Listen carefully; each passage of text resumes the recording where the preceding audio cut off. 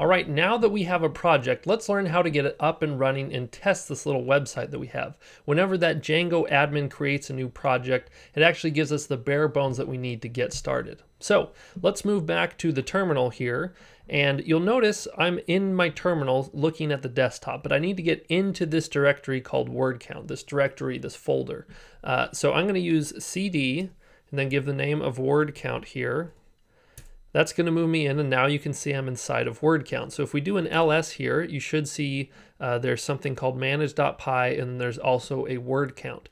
So it's this manage.py which ultimately lets us sort of start our website up, and this manage.py will grab all the applicable files from this word count directory inside of here, everything that we need. And so what we're going to do is we're going to type python 3 space manage py space, and then we want to say run server. So if we go ahead and type that all out, hit enter on this, this is going to start up a little web server on our computer that is sort of hosting our Django project. So if you want to see what this looks like, you can see it started the development server at http 127.0.1, all this stuff, right? So if you want to, go ahead and just copy this, then open up a web browser, go ahead and paste that in and hit enter. And boom, if you see a screen like this, this means your website is up and running here on your local computer.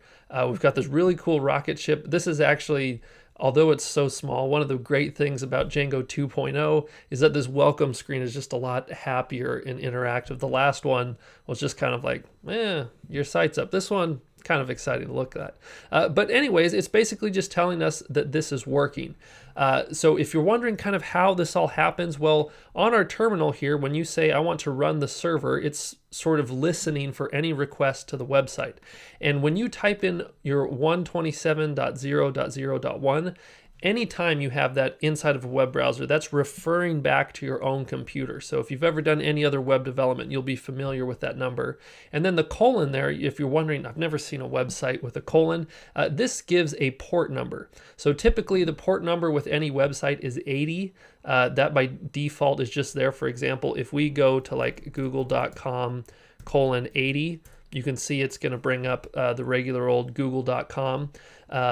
But it's just, you don't have to include that colon by default. But because ours is running on port 8000, we do have to specify that there. So this is basically saying, go to our own computer on port 8000, which then this web server that we're running gives back this page that you see right here. So if we go ahead and like cancel out of this run server here, if we hit like Control C, that's the way to get out of it. Control C, just right together.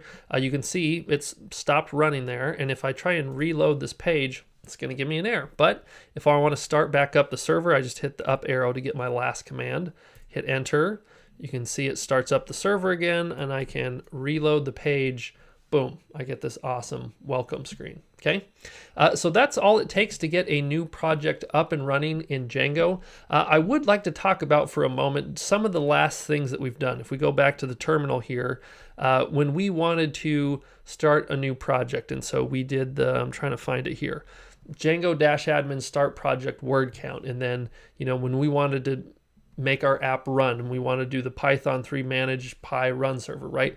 These are very specific commands here, and you may be wondering like, oh my goodness, like how am I going to remember all of these?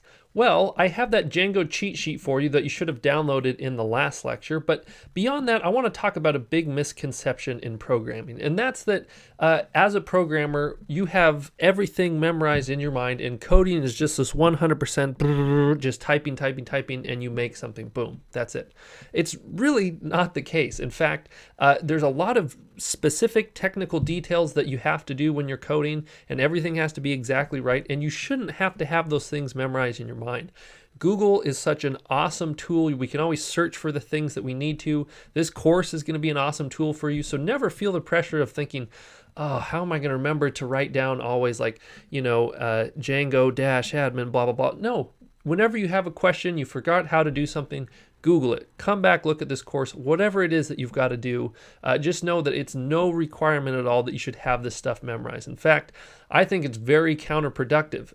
What is it worth if you have everything memorized, but you're not learning new things? You're not creating more websites. You should be more about creating and have access to the tools that you need through a quick search, rather than just trying to memorize everything. That's my opinion on the situation. But anyways, this is probably a good place to stop here. In the next one, I'm going to be giving you a breakdown of how the whole project directory looks like, what each piece is for, and then we'll just keep moving forward.